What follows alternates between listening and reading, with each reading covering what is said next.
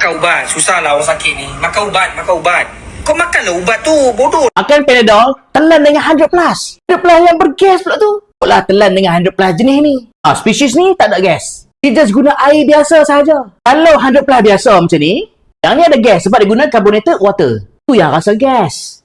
Dan tak ada masalah ke kalau kita telan paracetamol dengan 100 plus? Ialah minuman bergas. Rosak perut ke? Ataupun ayat gas tu menyebabkan paracetamol tak berfungsi, tak diserap ke? Tahun ni aku ajak hampa farmakologi. Ubat Panadol, bahan aktif dalam Panadol kita panggil paracetamol. Orang Amerika panggil acetaminophen. Sama je, paracetamol. Paracetamol ni adalah bahan kimia yang tak perlukan keadaan perut yang berasid untuk penyerapan yang sempurna. Maksudnya kalau perut kita ni kurang asid pun, dia masih boleh diserap.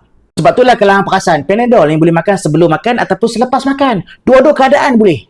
Panadol ataupun paracetamol diserap dekat mana? Bukan dekat perut, dekat usus kecil. Nak faham Saintis ataupun ahli kimia bila study balik, paracetamol ni dia boleh rendahkan suhu dalam badan dan juga dia ada kesan tahan sakit yang paling rendah iaitu step 1. Paracetamol ni tak sama macam ubat tahan sakit yang kuat macam morfin, macam oxycodone. Itu ubat tahan sakit yang paling kuat. Paracetamol level dekat sini sahaja. Dan paracetamol ataupun Panadol ni dikurangkan sakit, demam dengan bertindak balai kat mana? Dekat otak dan juga saraf tunjang. Paracetamol ni perangai dia tidak kurangkan sakit dekat kawasan sakit tu ataupun kawasan luka. Dia terus pada secara besar. Sebab tu sifat tahan sakit dia sangat rendah. Faham tak? Balik pada topik asal. Hang telan Panadol bersama dengan air 100 plus, bahaya ke tak? Contoh, hang telan Panadol terus masuk dalam perut. Bersama dengan air 100 plus masuk dalam perut. Bila dekat perut, turun masuk dekat small intestine. Dekat sinilah penyerapan berlaku. Adakah 100 plus kacau penyerapan Panadol? Tidak. Boleh telan Panadol dengan air 100 plus. Dia takkan kacau ataupun burukkan perut hang lagi.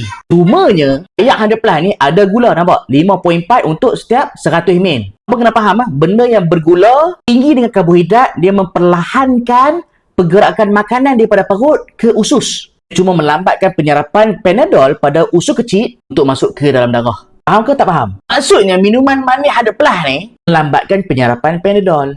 Sepatutnya berdasarkan kajian dan graf, paracetamol yang bertelan tu dalam masa 15 minit dia terus masuk ke dalam darah tau. Dan dia akan bertahan dalam darah selama 4 ke 6 jam sebelum dibuangkan melalui ayat kencing ke, daripada terik ke. Tapi kalau hampa ambil dengan ayat yang bergula macam 100 plus, mungkin penyerapan ni dia lambat sikit. Umumnya dia lambat berkesan. Itu sahaja. Selamat tak selamat, aku dah jawab. Panadol dengan 100 plus tidak akan rosakkan perut. So jangan risau. Cuma Panadol tu jangan makan sepapan lah bang. Ya, makan sepapan terus. Lawak.